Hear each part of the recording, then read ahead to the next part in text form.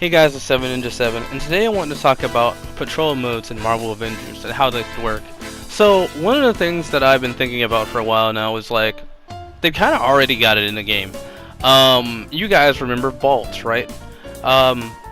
Vaults in themselves, I get it. Vaults are supposed to be specific because they have a big area because you gotta go search for it. Here's the thing, because that, build is already in the game, we can already kind of see what a patrol mode would look like. Now, what they would have to do with that is make it so that the vault area itself doesn't necessarily have a vault. Maybe it has like instance areas like lost sectors on Destiny, right? But what they could do is have it so that the vault locations are like maybe 2 or 3 times big. Make it so that it only renders like a certain amount of feet out for you, but you still have like the data of where a player is. So if something, a highlight, and what I mean by highlight, it's like, let's say an explosion or you destroyed a boss or whatever, you'd be able to see a more pixelated image of that boss being killed. Maybe not by the Avenger, but you would know that that boss was being killed by that Avenger, or by a Avenger. Maybe if an explosion happens, you see an explosion in the distance, but you don't really know who's causing it, right? And so you have what I call highlights in the distance, but you can't necessarily see it because they haven't rendered yet.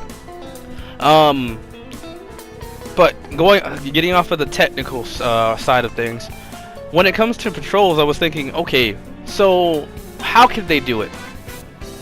Well, the vaults.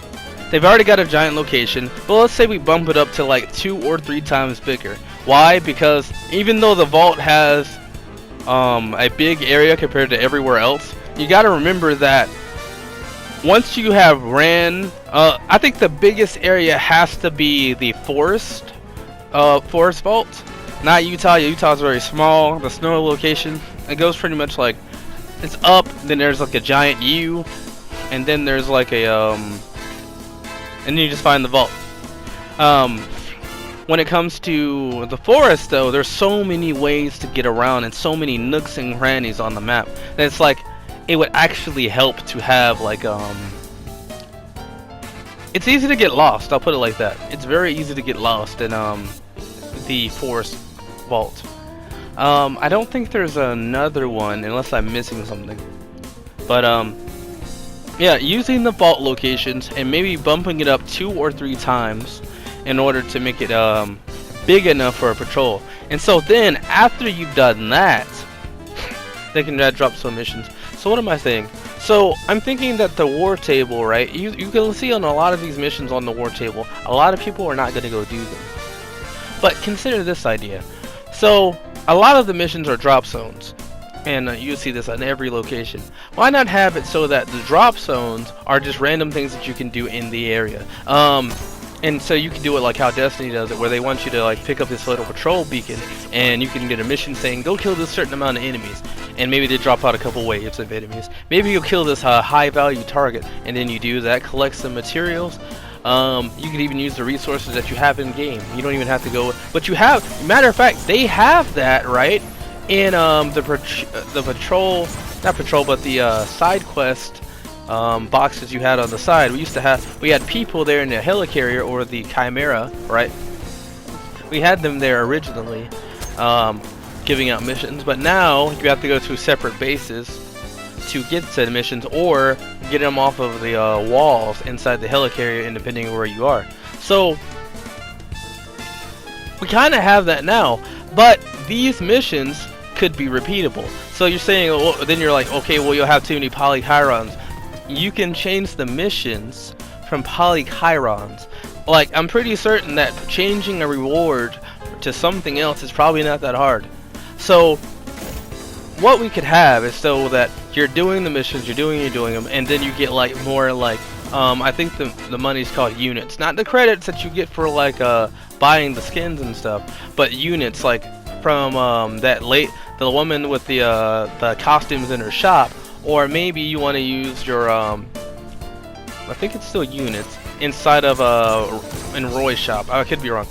But, you know, like we could use like the units, we could gain units from the the different patrol side quests that we do inside there. And here's the thing: I'm not saying I want to just pick up bounties from the starting area in the not the Chimera, but I don't want to pick up bounties from the starting area, like the little hub that you have inside the patrol zone. I don't want something like that. What I want is so that I could go around the area, right? And maybe look onto my map from like ground level. So like in Destiny, you can kind of pull that up from just holding the touchpad. But what we could do in for the Avengers is, well, we don't necessarily have a ghost to do that, but it's not like Stark can't make like a little technology piece or a watch or something that would allow you to see like video of like a map. And so you look at the map of the area, and maybe there's like some public events. Maybe you want to go to get your missions from whoever just sending something in, and then we could have Jarvis, right? We could have Jarvis, or let me change the idea of the little watch I was talking about. You could have a miniature war table on every character. That's not, you can't necessarily see it on the character, but you could see like these are the different locations inside each of these maps. And so you could have like a little subdirectory that allows you to choose the whatever that mission is at the time. Going back to Jarvis, how they could do Jarvis is have it so that Jarvis either relays missions or relays alerts. He already tells you when like there's a chest or an ally in the area and needs some help.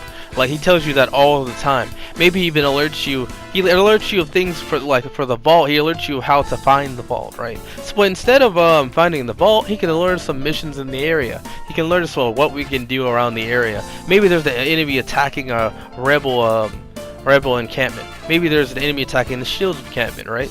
There's so many things that they could use Jarvis alone for. We don't even need the other characters yet. Well, let's say you want to use those characters' voice lines more. Okay, have Commander Heal call us, or maybe have Hank Pym call us about saving some people, right? Maybe they need some materials, and so we go farm out those materials. Maybe they need us to kill a certain kind of bot, or maybe there's a boss that spawns and they need us to go take it out, right? There's so many ways to do that, and what they could also do is have it so that the enemy's health pool. So what we're talking about, we're not talking about random mob spawning. We're not talking about just random mob spawning, even in a little boss fight. We're talking about when we're fighting a boss, right?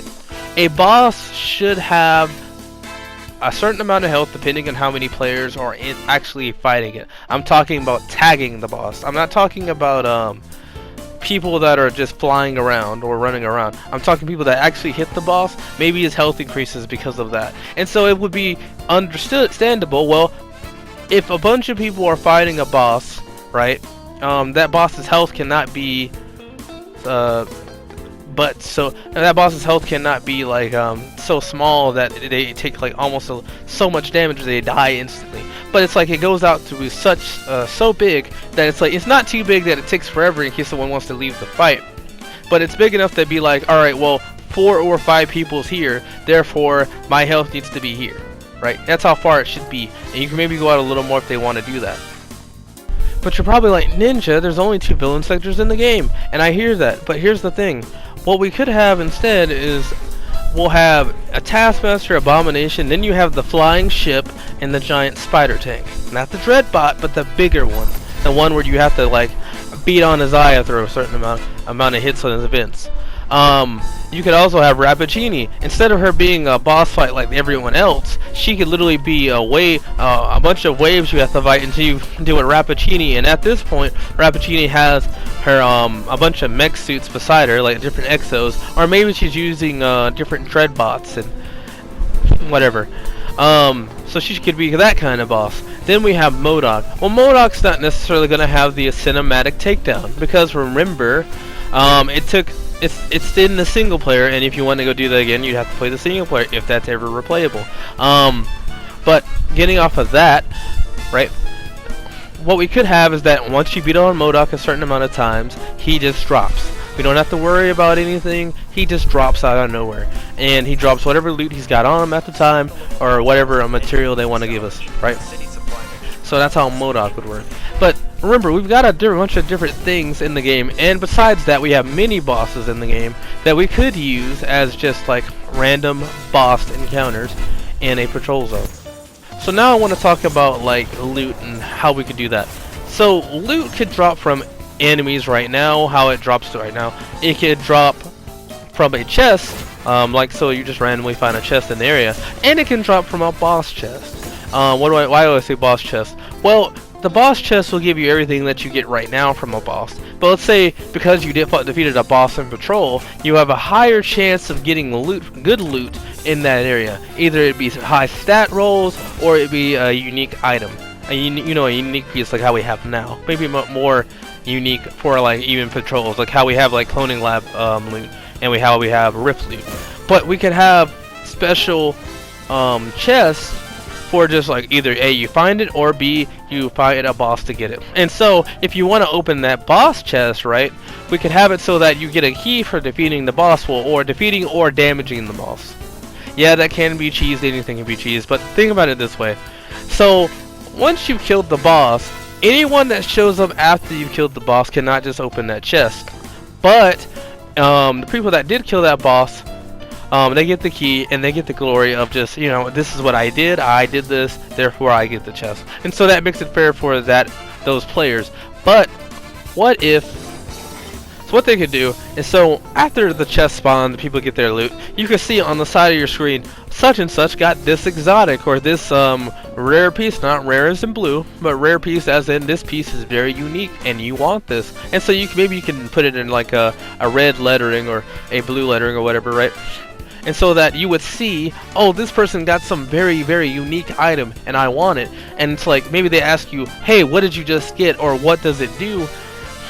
You can first bridge a social interaction between players, but then second, you could see a unique piece drop. Maybe even your YouTubers promote it, and they show off like how great this loot is, but you have to farm it from this boss. Maybe it has a low drop rate chance, but the chance of what it actually does when you actually get it is like very, very helpful, or very, very unique, and actually can make a build off of it. And so you've got to build your loot with said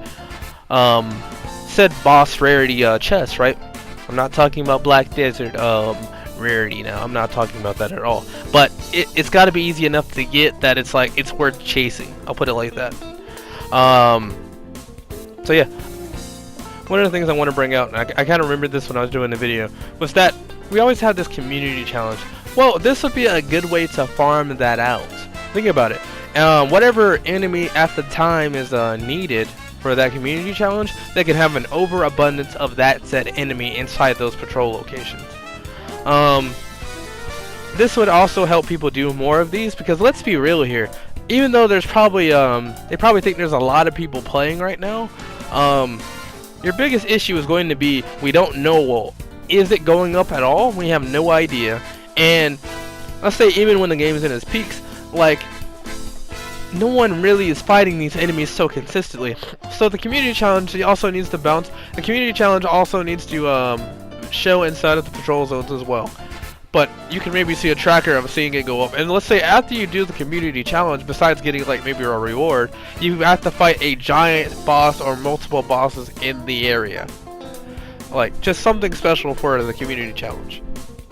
Hey guys, this is going to be the end of the video, but I wanted to do a little picture reel of different locations on Destiny that are patrol zones. And I was thinking, like, this game has so much potential. I'm not talking about Destiny. Destiny already has enough potential. But Marvel Avengers has so much potential that they are kind of squandering it right now. But they could literally make these locations, these same activities in their game. This could literally be the next Destiny. I'm not talking about Destiny Killer, because this is not the same type of game as Destiny. But this literally could be the same level as Destiny. And all they have to do is start adding activities like patrols.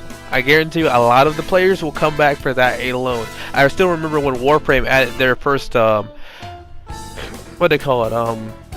It was like the Earth location, and they had like a giant patrol zone on there. When I remember when Warframe dropped that, a bunch of players, I'm talking about probably some of the highest numbers they've ever seen, showed up when that happened. And it's not like, and I guarantee you, You talk about players coming back. I think Scott Amos does it. You're talking about a bunch of players coming back for the DLC. I guarantee you they would love to do this. This is the #1 thing that any player could do. A casual coming in, he only has an hour or two to play, would love to go into patrol zone and fight it out on some aimbots, some random enemies in the area with his friends for whatever reason. You know, I guarantee you a lot of people would love to do this. And I feel like this is probably your first step. Yeah, you're gonna have to improve the loot. I'm not gonna lie about that. And add more bosses and all that. I get that. But this really would be your first step to bringing a lot of players back. This is like, and make sure you do a decent job. I'm not talking about like, you know, you do it half-heartedly, but make sure you do a decent job so that when it shows up, and I think this needs to happen before the raid, the cloning labs. I really think this needs to happen before the cloning labs. To be completely honest, as much as I want the cloning labs to be here, I don't think it's necessary at the moment. I think we need this feature in here already for just to have casuals play this game more, and then maybe like somewhere down the line you can add a cloning labs. But this game has potential, alright? I'll put it like that. And I do want this to succeed. I realize that you probably think I'm bashing on this game, and you've probably seen my earlier videos and you're like, bro, like you're always bashing on this game. I get it. Look, I understand that.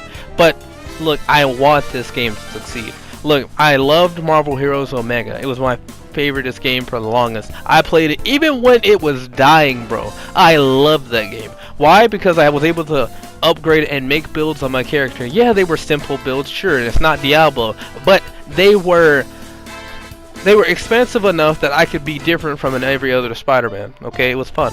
I had a Deadpool build. Maybe I was building off of my my pain wheel where I spin around and shoot bullets everywhere. Maybe I was focused on my ranged attack or my melee or whatever, right? Maybe I was focused on using just strictly like hybrid, right? Maybe I'm playing a mutant and I want to use like someone like Storm, and I want to focus on like certain versions of attacks. So like, let's say electricity. Maybe I want to focus on cold, right? Whatever, right? I had the ability to do that, and I believe this Marvel Avengers game has the same potential to do the same thing. The thing is, I don't know if Crystal Dynamics wants that, but I hope they do. I really hope they do. Anyway, guys, thanks for watching this video. I'm gonna post this on Odyssey and YouTube. Odyssey with it's spelled O-D-Y-S-E-E, and I'm gonna be putting this on YouTube as well, just so I can, you know, everyone can see it. I'm hoping, you know, people enjoy the idea. I do plan to do a part 2. I don't know when, but I'm pretty certain I'm gonna have more ideas before after I send this video. I also plan to do a recap of what happened besides the Hawkeye reveal. I'm also going to do a little recap of 1.4.2 and how I feel about that. We already know Kate Bishop, what happened to her. I'm going to talk about that as well. Anyway, I'll see you guys next time, and thanks for watching.